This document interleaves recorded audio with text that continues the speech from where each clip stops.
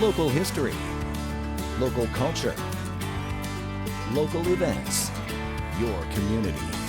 This is the Joe Kelly Show. And welcome to the show, everybody. Thanks for joining us. Vince Sperrazza is our guest. Vince is with the Adirondack Railroad, and the Adirondack Railroad is what we're going to be talking about. Lots of good stuff happening there, particularly this summer. We're going to talk about those rail cars. We're going to talk about the ones you pedal. We'll talk about the history of the railroad and what's on tap for the future. But before we do any of that, we're going to say welcome. Good to see you. Thank you. Glad to be here. It is going to be a busy summer, is it not, Vince? Oh, yeah. Yeah? Yeah. Are you doing the special trains? Oh, we certainly are. This summer, we're doing the usual layover trains from Utica to Old Forge. Now talk about the layover train. The train goes from Utica up to Thundera. Right. And then the bus takes them into Old Forge, yes? Right, and we expanded the layover time this year so that it goes from noon to departure back to Utica is 4:30 time. Mm-hmm. You leave Utica at what time? 9:30 in the morning. Okay, and then you get up to Thundera, they bus you to downtown Old Forge and then back to Utica. About how far, I suppose I could figure this out if I did the math, but about how fast does the train go? Less than 30 miles an hour. You want to see the scenery. Yeah. You know, it's not like whiz by on Amtrak. Right. What kind of condition are the rails in? Well, the rails from Utica to Snow Junction, which is just north of Remsen, that belongs to MA&N Rails. That's a commercial freight rail. So those are under their work and their jurisdiction, and they're in good condition. But from Snow Junction all the way up nearly 100 miles to Tupper Lake, since 2020, these rails have been rehabbed. They have been picked up and put back down with new ties and new ballast. That's the stone underneath the ties. And everything is finished with all rehabilitated rails from Snow Junction all the way to Tupper Lake. And how far can somebody who gets on in Utica go north? Right now we have excursion trains that leave Thundera that will take you up another 20 miles or so up to Beaver River, which is the farthest north we've gone so far. Is there any hope to go all the way north? Well, all the way north for us is to Tupper Lake. That will be our northern terminal. And yes, this fall we hope to have a couple of experimental special run trains up to Tupper. As things at Tupper are finished up, everything from platform to parking, hopefully late summer of 23, we'll be able to run excursion trains up to Tupper Lake. I remember back during the Winter Olympics where you could get on a train in Utica and go to Lake Placid. Boy, that was wonderful. It was. We never made the trip, but you know, I read a lot about it and we talked about it, but it was at a time when we had a little guy at home. It wasn't going to happen. Any thought of being able to go to Lake Placid again? No. The tracks from Tupper Lake to Placid have been torn up by the state. Okay. So we don't see any way that those are going to be replaced. I interrupted you. We were talking about special trains. You talked about the layover train in Thundera, and that's an adjustment. So people must have said to you in the Adirondack Railroad, we'd like to spend more time up there, huh? Yes. All right. What other special trains have you got? Well, now we've got from Thundera Station, there's two trips north. There's one just to Big Moose, which is a shorter one, and then farther to, as I said, Beaver River. Then we also have some new trains coming. We're starting a summer dinner train series. We started with two dinner trains earlier in the season. Our first one was a Valentine's Day dinner train, and we also had a Mother's Day dinner train. These dinner trains are on our new cars, which are new to us, a 1954 dome car and a 1947 dining car that Amtrak used up until we think 2017, and actually came through Utica because it was part of that water level route run. And the dome car we were able to purchase and get rehabbed through grants, and the dining car was generously gifted to us from Amtrak. There was a car, it was a dining car that stood outside of the old Children's Museum. What happened to that dining car? That car is in Remsen, I believe. And the preparations, what did you guys do? Go out and get a chef and... All our catering for our dinner trains, because we're going to start some summer dinner trains, is all done by Feast and Festivities by O'Connor's. Well-known name. Oh, it was, my wife and I rode on the Valentine's Day train, and it was wonderful. And don't you have a beer and wine train as well? Oh, of course. Yeah. Yes, the beer and wine train is a long-standing tradition, and it goes from Utica just to Remsen and back. And we have coach seating for most people, and then there is usually a first-class car or two, and then there's a cafe car, and then the beer and wine car. So at one end is a beer bar, the other end is a wine bar, and in the middle is a space for a small group of entertainers. We limit it to 3 people or so, or fewer, so it doesn't get too loud and they don't take up too much room. So when you say you limit it to 3 people, you're talking about the musical group. Right, the musical group has to be 3 people or fewer. Coming up, the next one will be the Old Main from the Utica area. And it's loads of fun. There's dancing, the sliding doors are open with gates across them so people can get fresh air and see the sights that way and so on. How much do these trains cost, Vince? Well, the beer and wine trains, they're $38 for coach, and I think $58 for first class cars. First class, you sit at a table, you are served, you have table service and so on, and yet you can still walk over to the car where the bars are and hear the music. My guess is that you would need reservations for all this, Vince? Oh yeah. For all of these trains, you just go to AdirondackRR.com, and that's where you get that. Do they ever sell out, Vince? Oh yeah, So often. If you're interested, you ought to get a reservation in. Yes. Okay. Remember when they did and I don't know how many years you've been involved with the railroad? Since 2012.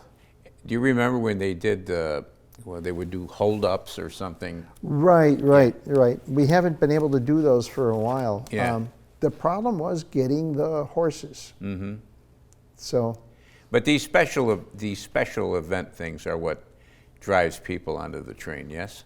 Yeah, with the dinner trains, the beer and wine trains, the fall foliage trains in the fall, and then the farther runs up. And the biggest train, I'm guessing, but we'll find out when we come back, the biggest train I'm guessing is the Polar Express, but you can answer that when we come back. Vince Sperrazza is our guest. Did I pronounce that correctly? Yes. Sperrazza is our guest, and we're talking about the Adirondack Railroad. Short break, right back.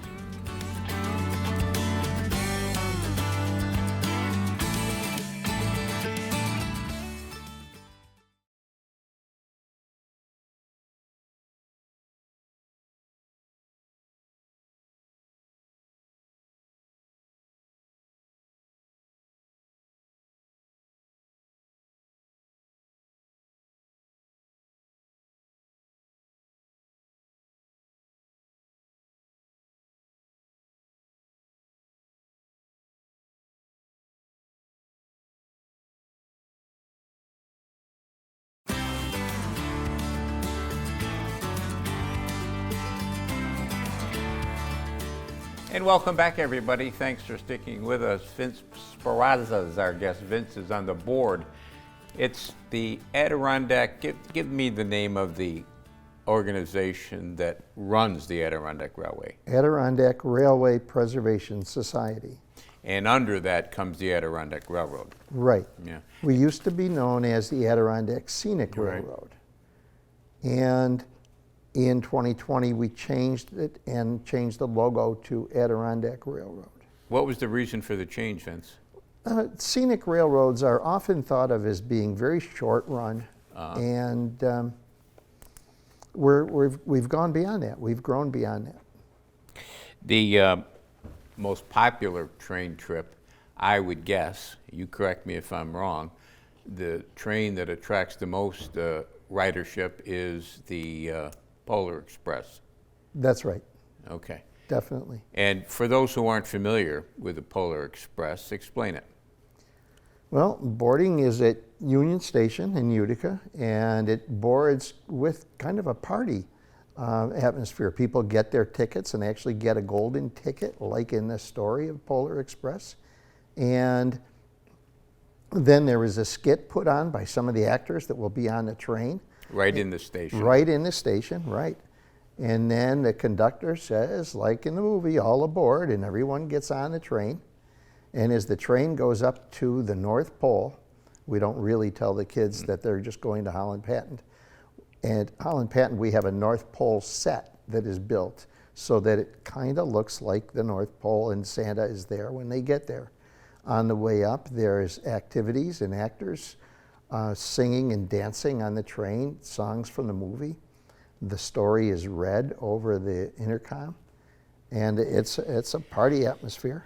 Once they get to the North Pole, the train does a turnaround, and it's just there's a locomotive at each end, so it doesn't have to wait for the runaround track and all that. And then it goes back to Utica, and on the way back, the children and families get a chance to have a visit with Santa Claus. They get the first gift of Christmas, the bell, as in the story. And on first class, they get hot chocolate, cocoa, and a commemorative mug to take back with them. Don't they, a lot of the kids actually have their pajamas on when they get on the... Yes, Yeah. the kids and the parents. It is amazing to see all these. Sometimes you'll see entire families wearing pajamas with the identical pattern. And it's not uncommon to see that in the station. Yeah. You mentioned 2 engines. How many engines does the railroad have? We have 3 going on 4 powerful engines, and they are vintage because that's the whole vibe of the railroad. I remember one time talking to a group on a layover train, and the lady said to me, "Oh, I had no idea what to expect. I thought I was going to get on a new fancy train." And she said, "I get on this train and it's like stepping back years and years, and I love the vintage cars, the vintage locomotives, the whole vibe of the history of railroad, getting on and riding this train." The train, the special train that I remember, this was years ago, was an Union Station, which just flooded with people and cars were lined up. It was an incredible turnout. That was for Thomas the Tank? Thomas the Tank Engine, right? Yeah. How many years am I going back there, Vince? Oh, probably 13, 14, or 15 in that, because I was volunteering by then, and I was very busy in the station that day. Yeah. What made that so popular? That wasn't owned by the Adirondack Railroad. That was a special thing that you brought into town. Right, and it was a special package that we had to buy and sign up for and all of that. Expensive, isn't it? Yes. Is that why it ended? Pretty much, yeah, and it's a lot of work. The number of people that are working down at Union Station, most of them aren't getting paid. They're mostly volunteers, are they not? Right. We are a huge volunteer organization. The paid staff is our director, and then his immediate staff, which is people in the office. There are 5 or 6 people in the office, and there is a group of people that are paid mechanics that keep our trains running and keep the cars in top condition and so on. And then there are people paid to be rail bike attendants and work with the rail bikes, because they need certain level of mechanical skills for that. Yeah, too. we're going to talk about those rail bikes in a second. If somebody wants to volunteer, how does this whole process start, Vince? Oh, we would love to have more volunteers. We have volunteer positions for everything from car host on the rails, on the train, to helping out in the office. And people with mechanical skills can apply to be to help our maintenance crew under the direction of our maintenance supervisor. And then if people are, for example, maybe a retired engineer or conductor from Amtrak or CSX, they can then, and others too, if they're willing to take the classes, they can qualify to be, and it's a multi-year process, to be an engineer or a conductor. And all this is on our website, AdirondackRR.com, and find where it says volunteers across the top, and all the information is right there. And that's how you started out, right? You did Yeah. a volunteer job, and now you're on the board? Yeah, I started as a car host. Mm-hmm. Did you enjoy that? Oh yeah, but then I got involved in another committee, and then from there, one of the board members asked me to volunteer for the board. Mm-hmm. Do you see the ridership increasing, decreasing, staying the same? I mean, it's tough because of coming out of COVID, but... Yes, our ridership is definitely increasing. Good. I mean, it's amazing to see Polar Express, where, you know, we run a 4:30 train and then a later train, and, you know, you've got 300 people in the station waiting to get on a train. And then before they can get on, 300 people get off the train that just comes back. Yeah. And people have said, man, this station has never been crowded like this since the 50s. Nice. We come back, we're going to talk about those rail cars. Vince Sperrazza is our guest. He's with the Adirondack Railroad. Short break, right back.